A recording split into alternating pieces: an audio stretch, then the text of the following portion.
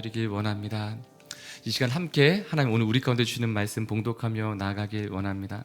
야고보서 2장 1절부터 13절까지의 말씀입니다. 야고보서 2장 1절부터 13절까지의 말씀입니다.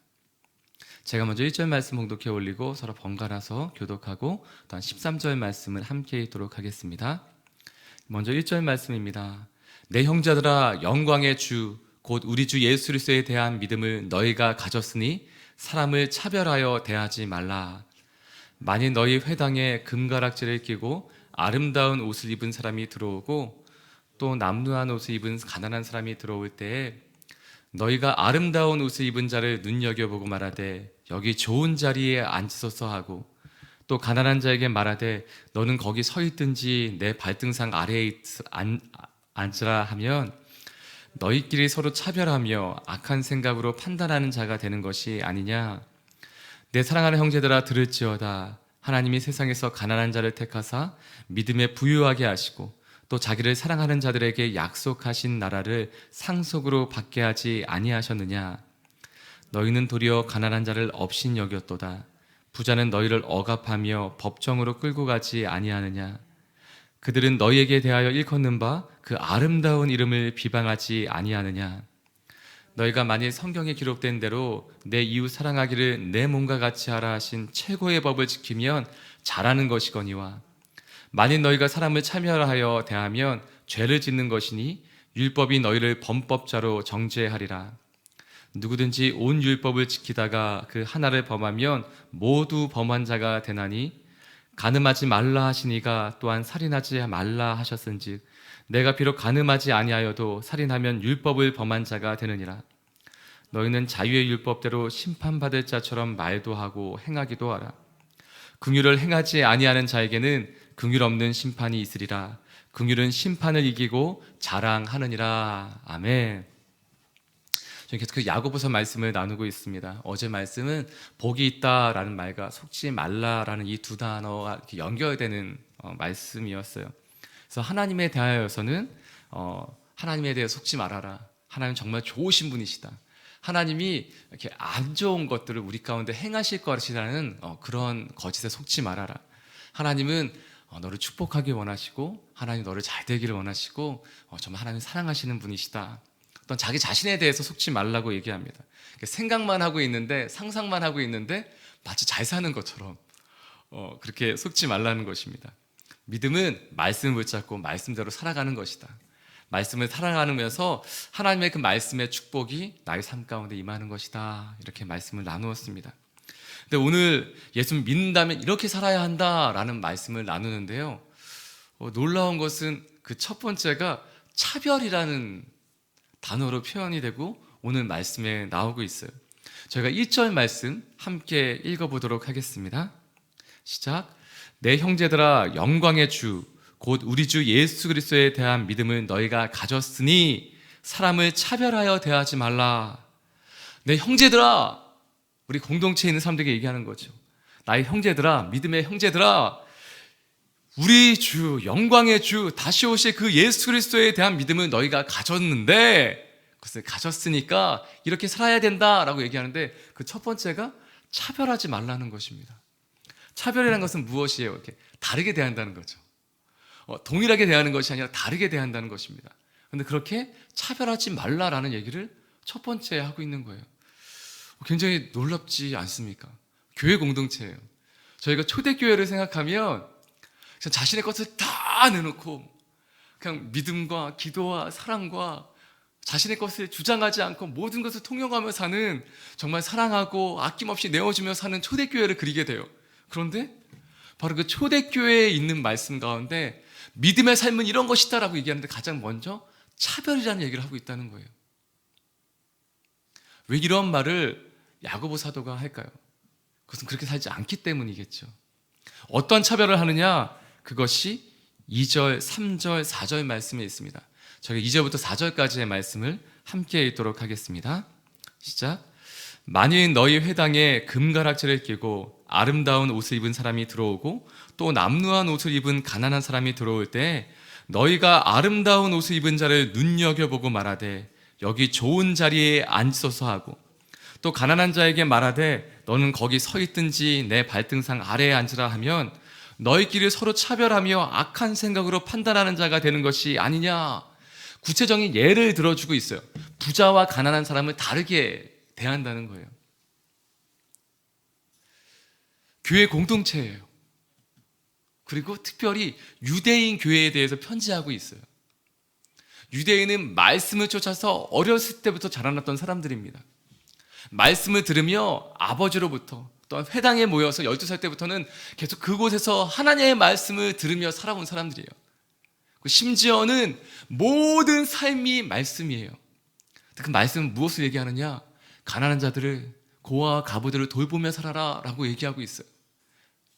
우리 그들의 관심을 가지고 주목하여 보고 무엇이 필요한 것이 없나 늘 채우며 살아야 된다고 그렇게 자라왔어요. 게다가 이제 예수 그리스도를, 나를 위하여 십자가에서 모든 사랑을 내어주신 예수님이 나의 구주로 영접한 사람들이에요. 예수님은 율법을 더 확장하여서 얘기하셨죠.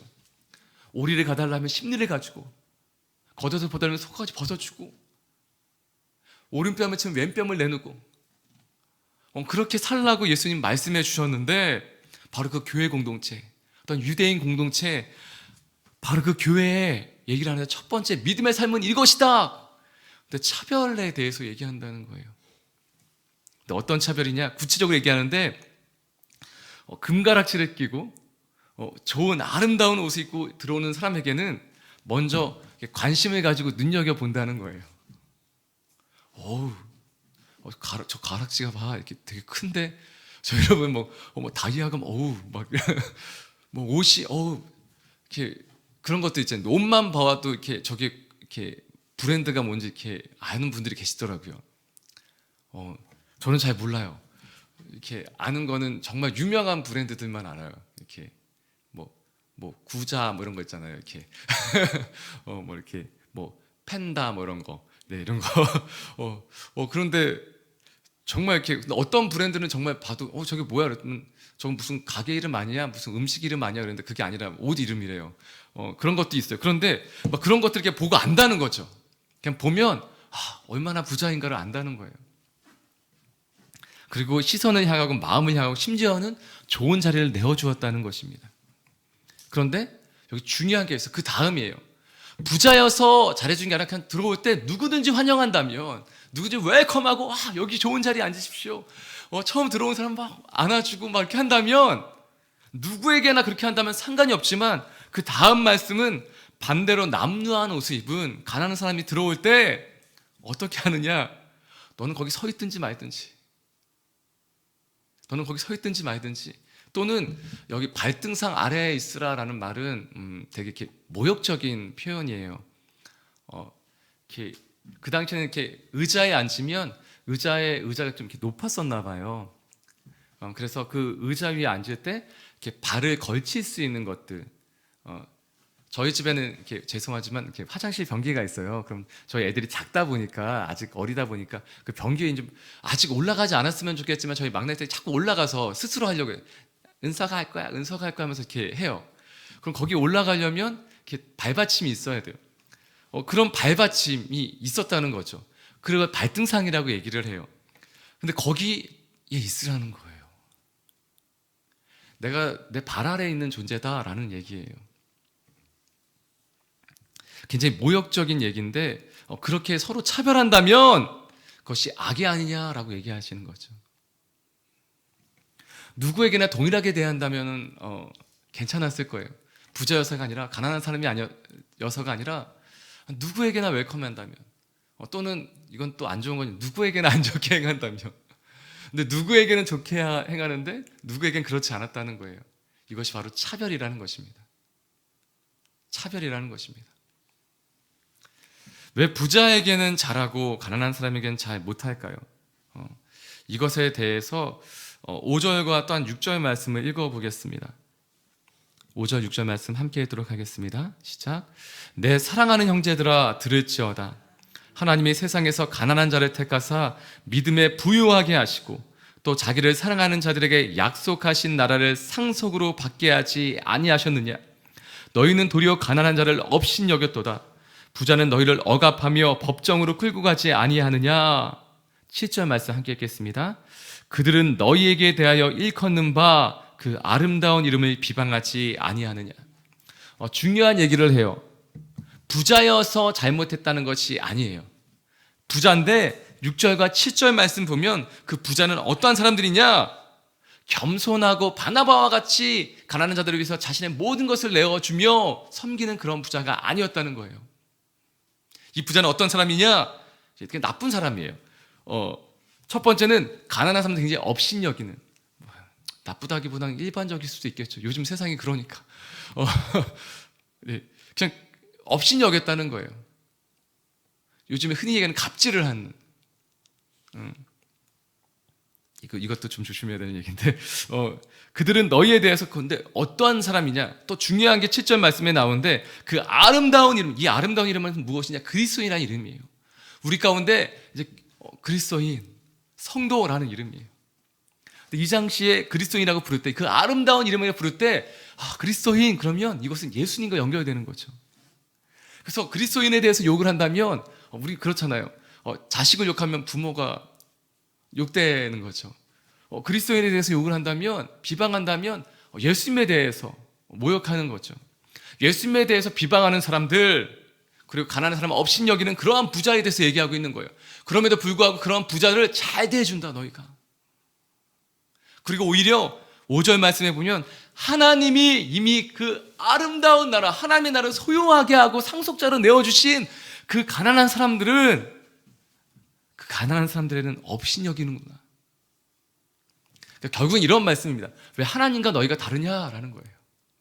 왜 하나님이 대하는 것처럼 대하지 않고, 하나님이 너희가 알려주신 것처럼 살지 않고 왜 다르게 사냐라고 얘기하시는 거죠. 사랑하는 여러분, 우리의 삶은 어떻습니까? 이러한 실험을 한 것이 예전에 TV에 나온 적이 있어요. 쇼윈도에 이렇게 그냥 이렇게 명동 길거리예요. 명동 길거리에 그냥 쇼윈도에 원래는 마네킹이 이렇게 있어야 되는 자리에 한 남자를 세워놨어요. 그리고 그 남자를 두 가지 옷을 입혀서 이렇게 세워놓고 지나가는 여성들에게 이렇게 질문을 하는 거예요. 한 번은 이렇게 멋진 수트를, 고급 수트를 입힌 다음에 밖에 지나가는 여성들에게 물어본 거예요. 저분은 어떠한 직장을, 어떤 일을 할 것 같고, 나이는 어떨 것 같고, 성품은 어떨 것 같습니까? 라는 것을 물어봤어요.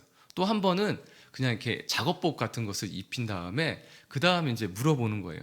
어떤 직업을 가졌을 것 같고, 나이는 몇 살일 것 같고, 또한 어떤 성품을 가진 사람일 것 같습니까? 그랬더니 이 두 개가 판이하게 다른 거죠.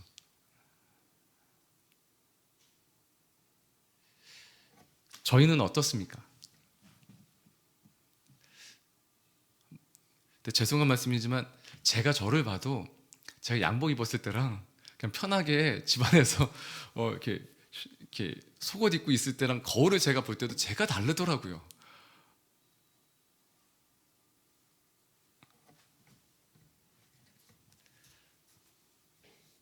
어떠십니까?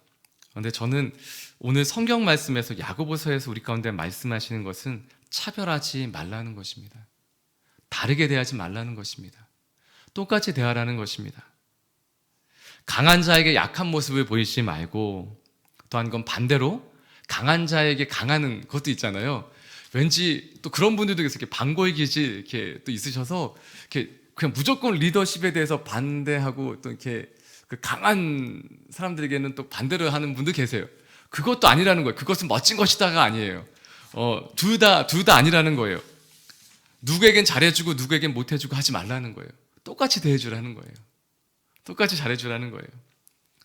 근데 왜 부자에게 잘해줄까라는 것을 좀 생각해 봤어요. 부자에게 왜 잘해줄까? 얻을 것이 있기 때문이 아닐까라는 생각이에요. 무언가 얻을 수 있지 않을까? 이런 기대가 있어서 잘해주는 것은 아닐까? 또는 내가 그 겉으로 보이는 그 재물 때문에 나의 위치를 정하는 것은 아닐까? 내가 저 사람보다 재물이 적으면 좀 아랫사람이 아닐까? 내가 저 사람보다 또한 부유함이 있으면 더 높은 사람이 아닐까? 이러한 잘못된 생각을 갖고 있다는 거죠. 그 얘기는 무엇이냐? 하나님의 약속하신 나라를 상속한 상속자다라는 표현이 나와 있어요. 그것은 이 땅의 재물로 우리는 평가받지 않는다라는 거예요. 사랑하는 여러분, 이 땅에서 얼마가 있는지, 어떠한 지위를 갖고 있는지, 어떠한 명예를 갖고 있는지, 얼만큼의 공부를 했는지, 이것으로 우리의 존재가 정해지는 것이 아니라 약속의 나라 하나님의 나라 때문에 우리의 존재가 정해진다는 것을 말씀하고 있는 거예요. 사랑하는 여러분, 당신은 하나님의 나라를 유업받은 사람입니다. 그런 게 있잖아요. 지갑에 돈이 두둑히 있을 때는 굉장히 이렇게 뭐 안 사 먹어도 괜찮아요. 배가 그렇게 고프지 않아요. 그런데 정말 한 푼도 없을 때는 지나가는 내가 저 오뎅을 먹을 수 있을까? 저 200원짜리 오뎅이 막 이렇게 이런 거 있잖아요.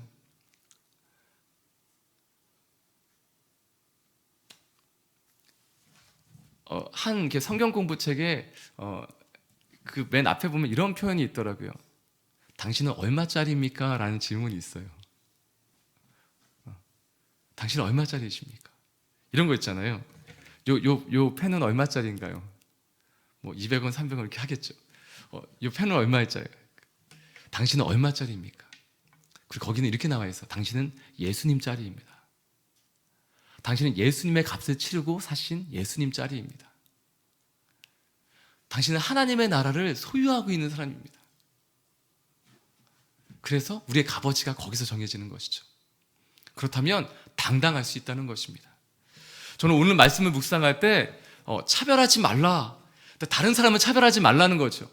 근데 한 발자국 더 나아가면 무엇이 있습니까? 당신 자신도 차별하지 말라는 겁니다.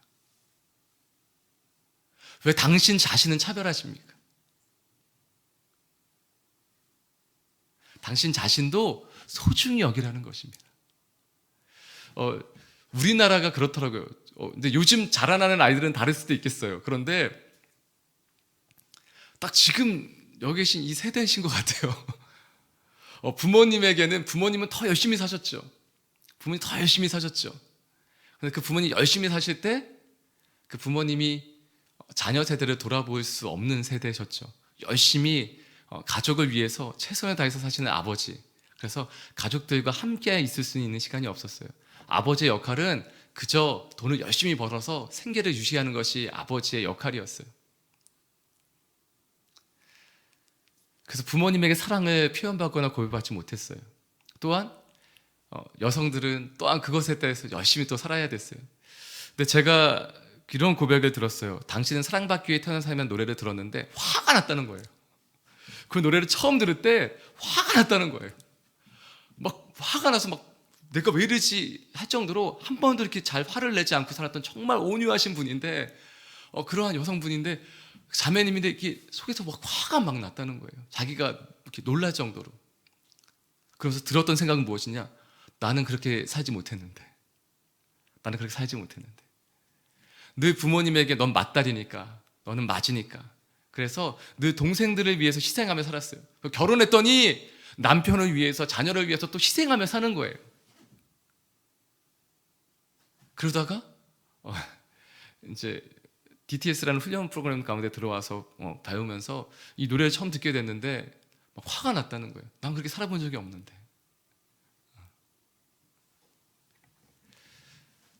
이제는 자녀에게 또 이제 희생하며 살아야 되는, 가족에게 늘 희생하며 살아야 되는, 그러면서 또 자녀들은 요청하는. 요즘에 아버지들은 그렇더라고요. 요즘에 아버지들은 돈도 열심히 벌어야 되고 또 자녀들에게도 잘해야 되더라고요. 할렐루야? 네. 정말 이렇게 그런 이제 중간 세대잖아요.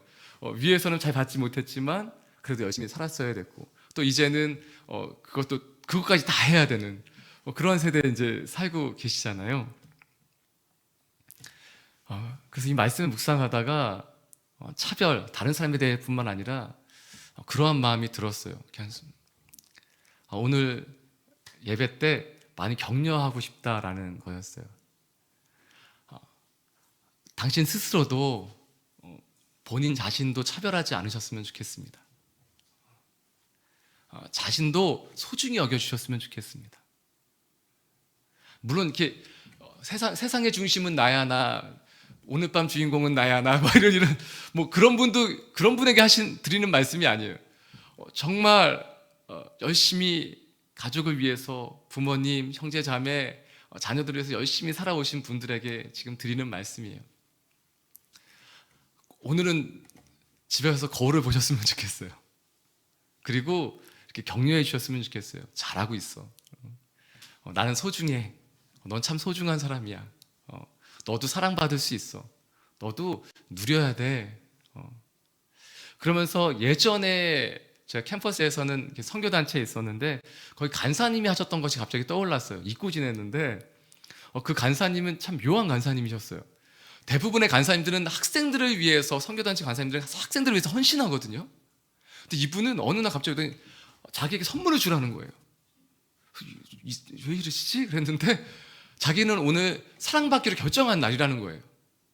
그래서 자기에게 선물을 주라는 거예요. 넌 뭘 줄래? 그래서 생각해볼 바가 없는데 근데 나중에 그것을 얘기해 주시는 거예요. 이분도 맏딸이어서 이렇게 사랑을 받고 사는 것이 아니라 늘 희생하며 살았어요. 그 선교단체 간사님으로 월급 한 푼 없이 정말 학생들을 위해 열심히 헌신하는 분이에요.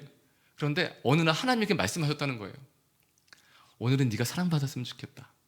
네가 오늘은 누렸으면 좋겠다. 외국에 보면 그런 날이 있어요. 저희도 뭐 어버이날 이렇게 있지만 파더스데이, 마더스데이가 있어요. 그날은 그냥 주인공인 거예요. 그냥 마음껏 받아도 되는 날이에요. 오늘 그러한 날을 정해보셨으면 좋겠어요. 내가 사랑받는 날. 내가 사랑받는 날. 권사님 장로님 이렇게 부부가 오신 분에게는 제가 이렇게 날짜를 따로 정하셨으면 좋겠고요. 그래서 오늘은 내가 사랑받는 날. 오늘은 내가 받는 날. 그래서 마음껏 표현하라고. 그리고 받는 거죠. 여러분 사랑받으셨으면 좋겠습니다. 차별 없이 자신도 차별하지 않고 그 사랑을 누리셨으면 좋겠습니다. 이것에 대해서 무엇이라고 얘기하느냐? 이것이 이 차별하지 않는 것이 얼마나 놀라운 것이냐? 그것이 8절 말씀, 9절 말씀에 있습니다. 함께 읽도록 하겠습니다. 시작. 너희가 만일 성경에 기록된 대로 내 이웃 사랑하기를 내 몸과 같이 하라 하신 최고의 법을 지키면 잘하는 것이거니와 만일 너희가 사람을 차별하며 대하면 죄를 짓는 것이니 율법이 너희를 범법자로 정죄하리라.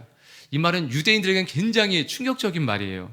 굉장히 충격적인 말이에요. 너희가 이제 죄를 짓는 거다. 범법자다. 너희는 범죄인이다. 라고 얘기하는 거예요.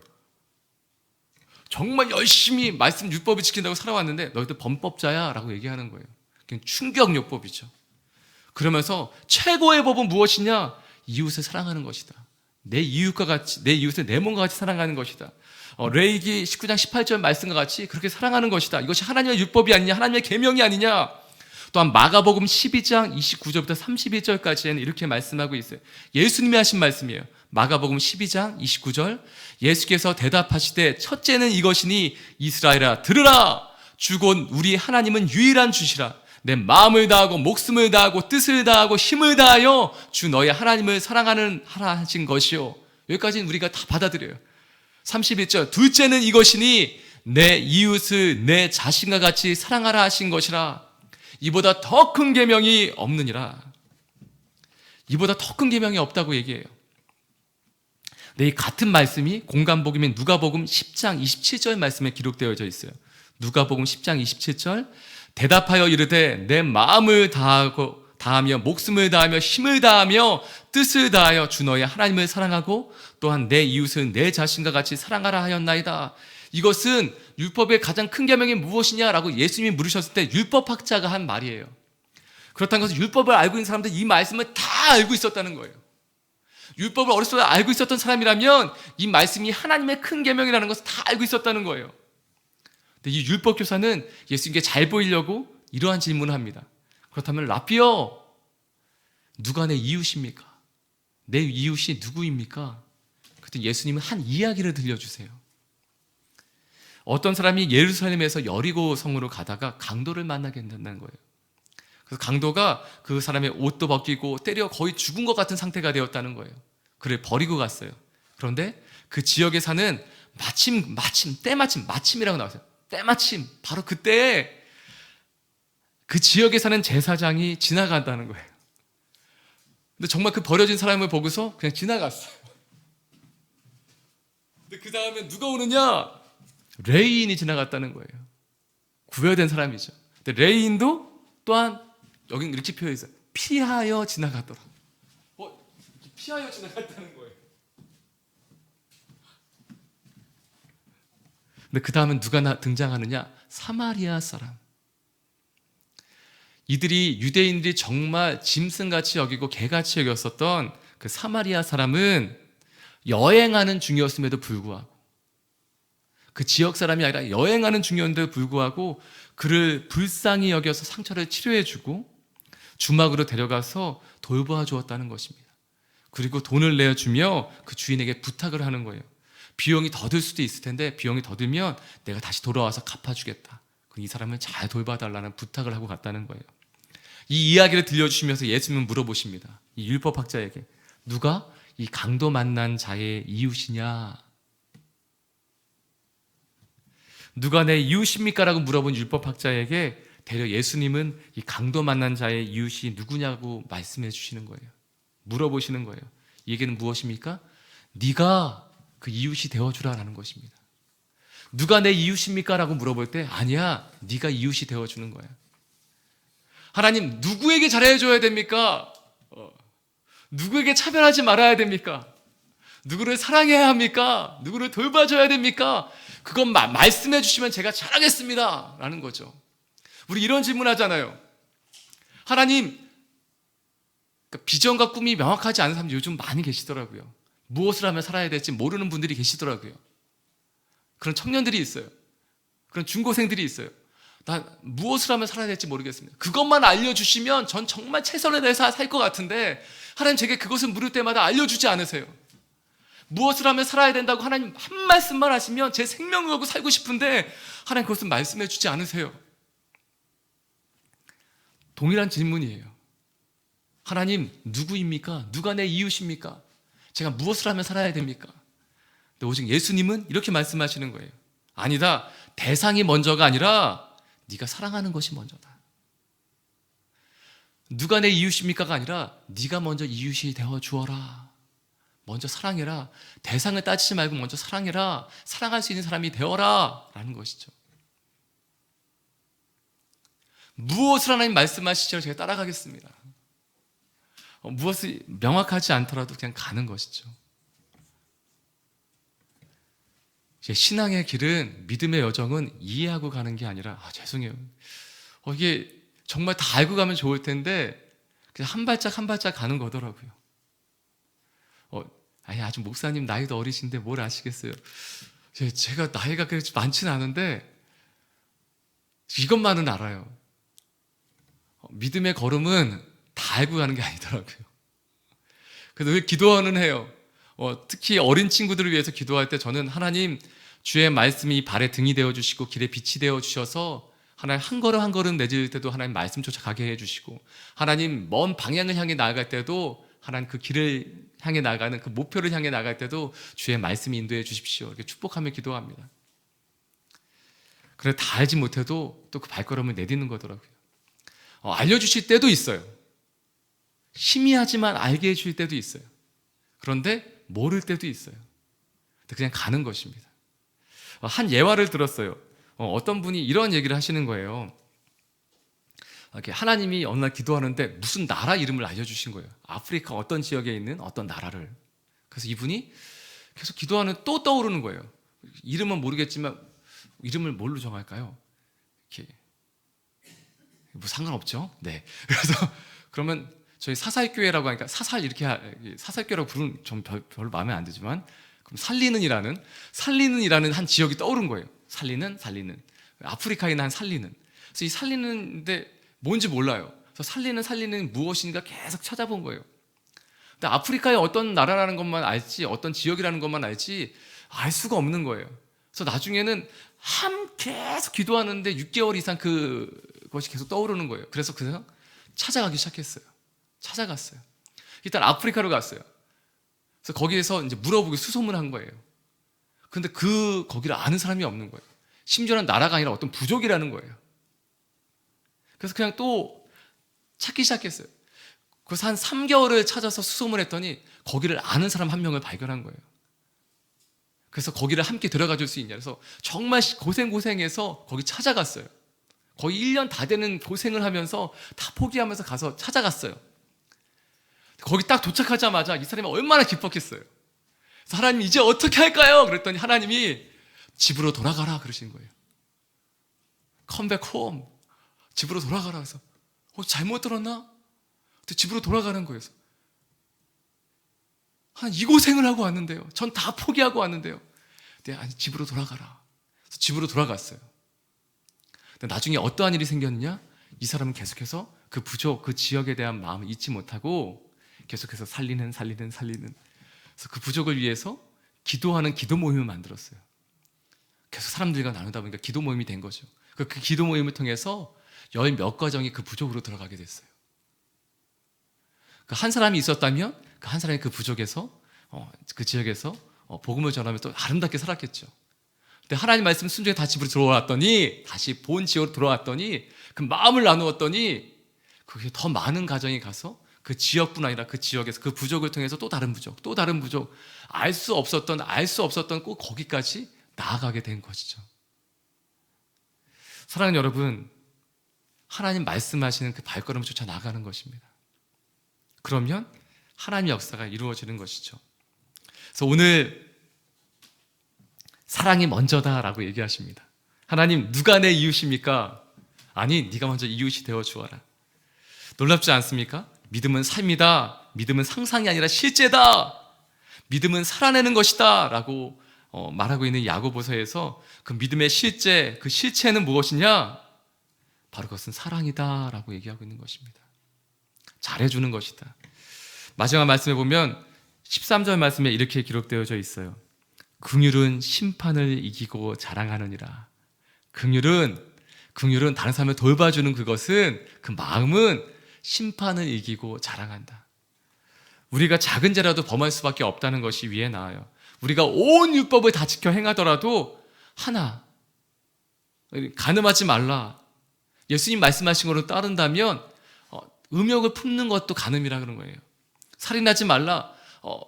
다른 형제에 대해서, 자매에 대해서 안 좋은 마음을 품는 것도 살인이라는 거예요.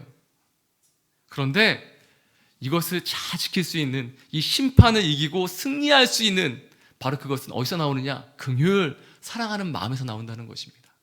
이 말씀을 온전히 이룰 수 있는, 하나님을 사랑하고 내 이웃을 내 몸과 같이 사랑할 수 있는 것은 어떻게 해서 비롯되느냐? 그 실체는 무엇이냐? 바로 그것이 사랑이라고 말씀하시는 겁니다. 사랑하는 여러분, 사랑하는 저와 여러분에게 이 시간 선포하고 축복합니다. 그 대상이 누구여서가 아니라 먼저 사랑하는 저와 여러분에게 이 시간 선포하고 축복합니다. 잘해주는 사람, 나에게 잘해주는 사람에게 잘하는 것은 누구든지 할 수 있다고 얘기하고 있어요. 마태복음 5장 46절에 예수님이 이렇게 말씀하십니다. 너희가 너희를 사랑하는 자를 사랑하면 무슨 상이 있으리요? 세리도 이같이 하지 않느냐? 너희가 죄인으로 여기는 세리도 이 정도는 한다. 그러나 너희를 사랑하는 사람이 아니라 너희를 미워하는 사람, 핍박하는 사람도 사랑해야 된다라고 말씀하시는 거예요. 그것은 무엇이냐? 저희가 교회 공동체에서 좀 안 맞는 사람이 있을지라도 저희는 그러잖아요. 스타일만 달라도 하나님, 제가 천국에서는 함께 할게요. 그렇지만 여기서는 스타일이 좀 안 맞았어. 제 스타일이 좀 안 맞았어. 이게 있잖아요. 근데 오늘 예수님은 그냥 먼저 사랑하는 것입니다. 방법이 달라도 뭐가 달라도 사랑하라는 것입니다. 이 시간 함께 기도하며 주 앞에 나갔으면 좋겠습니다. 하나님, 먼저 사랑하는 저희가 되게 해주십시오. 차별하지 않게 해주십시오. 스타일이 달라도, 방법이 달라도. 저희 사람 살리는 교회는 그래도 성숙한 교회여서 돈이 있고 없고로 사람을 차별하지 않는 것 같아요. 그런데 다양한 교회에서 오셨어요. 처음 교회로 오신 분도 있어요. 그러다 보니까 말이나 표현이나 교회 생활의 어떤 문화도 다른 분들이 있더라고요. 소리내어 기도하는 분도 있고 조용히 묵상해서 기도하는 분도 있어요. 엎드려 기도하는 분도 있고 골방에서 기도하는 분도 있어요. 근데 그건 중요하지 않다는 것입니다. 먼저 사랑하라는 것입니다. 예수님이 사랑하신 것처럼. 저는 오늘 말씀 묵상하며 한 가지를 더 부탁드리고 싶어요. 차별하지 말라라는 이 말씀에 여러분 자신도 차별하지 않으셨으면 좋겠습니다. 왜 여러분은 함부로 대하십니까? 왜 당신 자신은 이렇게 소홀히 여기십니까? 예수님이 당신을 위해서 생명을 내어주셨습니다. 예수님이 당신을 위하여 십자가에 죽으셨습니다. 그렇다면 당신의 값어치는 예수님입니다. 그 당신은 이미 약속하신 하나님의 나라를 소유한 상속자입니다. 이 땅에 그 무엇과도 비길 수 없는. 여러분 자신을 소중히 여기고 사랑하셨으면 좋겠습니다. 이 시간 두 가지를 함께 기도하길 원합니다. 하나님, 사랑하게 해주십시오. 다른 사람 차별하지 않게 해주십시오. 받아들이고 용납하게 해주십시오. 긍휼히 여기게 해주십시오. 또 한 가지, 나 자신도 사랑하게 해주십시오. 이 시간 함께 기도하겠습니다. 하나님 아버지, 그렇습니다. 하나님, 차별하지 않고 예수님이 나를 사랑하신 것처럼, 예수님 나를 소중히 여기신 것처럼 하나님 사랑할 수 있게 해주십시오. 내 이웃을 내 몸과 같이 사랑하라. 하나님 말씀을 통하여서 이 말씀 안에, 하나님 이 사랑 안에 차별하지 않을 수 있는 삶의 비결이 있는 것, 믿음의 비결이 있는 것을 야고보서를 통해 말씀해 주셔서 감사합니다. 하나님, 그렇지만 다른 사람을 먼저 사랑할 수 있을 때 내 자신을 먼저 사랑해야 됨을 알게 됩니다. 하나님, 자신을 먼저 사랑하게 해주십시오. 자신을 소중히 여기게 해주십시오. 지금의 부모님 세대가 그렇습니다.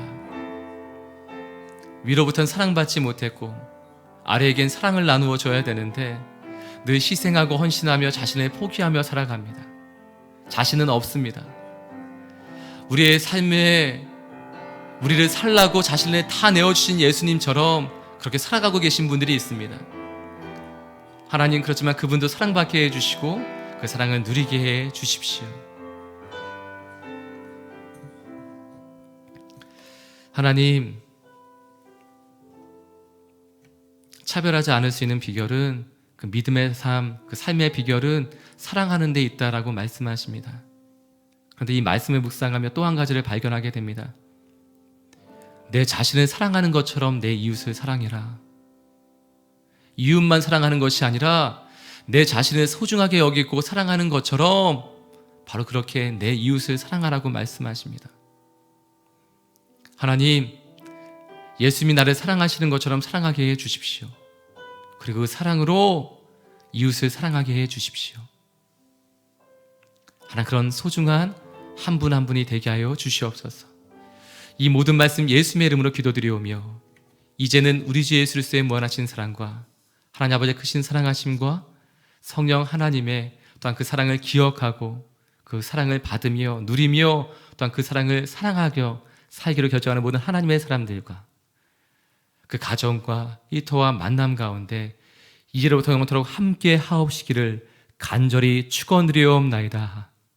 아멘.